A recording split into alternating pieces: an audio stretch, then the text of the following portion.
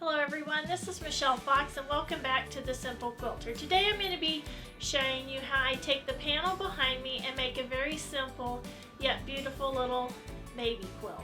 This panel is put out by Poppy Cotton and it's called Wonderings, and on the front it says Nurture, Bloom, and Grow. So the first thing I'll do, I'll square it up. I won't be showing you how to square up the panel in this video because I've already made a video on that, and I'll put a link for that up above. So if you need help with knowing how to square up a panel, check out that video. Now after I square up this panel, I'm going to trim it down to 35.5 by 40.5, and I'll explain to you in a little bit why I've chosen those dimensions. So I've started with a diagram, and if you have been watching my videos, you know I always start out a quilt. If I don't have a pattern, I start it out with a diagram. So this is what I want to do. I want to take this panel and just add squares of coordinating colors all the way around it. So I cut this down to 35.5 by 40.5 because I want these squares to be 5 inches. Alright, 5 inches finish size. And the reason I chose 5 is because this is divisible. 35.5 is 35 is divisible by 5, and 40 is divisible by 5. So that means that I'm going to end up with 9 blocks going across and 10 blocks going down. But here's the catch. This is 35.5. You have to add the half because of the seam allowance on each side of the panel. You have to remember to put that seam allowance in. The same thing with the length. It has to be 40.5 so that when it's sewn, the finished size will be 35 by 40.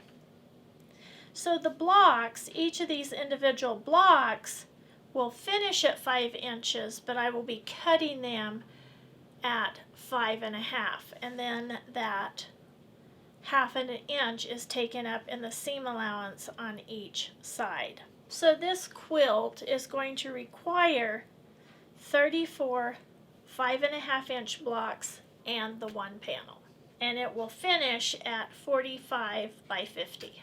The next thing I wanted to show you were the coordinating fabrics I had wanted to use with this quilt.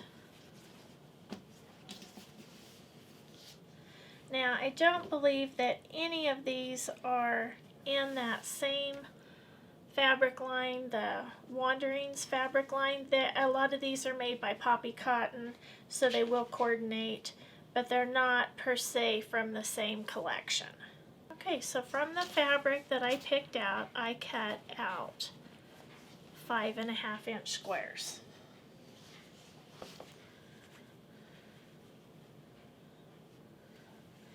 And here are the 5.5 inch squares, and I'm simply going to arrange them around the edge.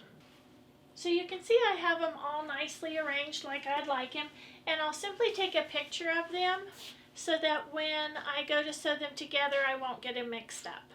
Okay, so I'm going to start by simply sewing the pieces on the side together, and I'll make 2 strips, and then I'll simply sew them on to the panel.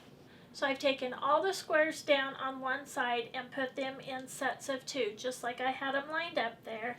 Pin them because I'm a pinner, because I want accuracy, and I'll just sew them together in the order that I took them down off the wall. Once I have them all sewn together, I'll take them to the iron, give them a little press, and I'll put them back up on the wall. Okay, so as you can see, these are sewn in groups of 2. So I'm going to sew these 2 to these 2, these 2 to these 2, and then I'll sew these 4 to those 4, and I'll have my first side completed. And then I'm going to do the same thing on the other side. Okay, and as you can see, I have my first side sewn on, and I'm going to turn around and do the same here. Okay, so as you can see, the sides are both finished, and then I did the same procedure for the top and for the bottom. Now, if you need help putting on the borders, please check out the video in the description below. This is a super fast, fun, and easy panel quilt for a beginner or even for a more experienced quilter, and especially if you need a baby quilt in a hurry. Okay, I do have a question for all of you. This is the first time I've ever used any poppy cotton fabric, and I was wondering if you all had and if you like it. So there's a question for you to answer in the comments below. I hope you've enjoyed today's video. If you have, please hit the like button. Subscribe if you haven't. Please share with a friend, and as always, leave a comment. I love to get the comments, and I try to reply to each and every one. So until next time, have fun quilting.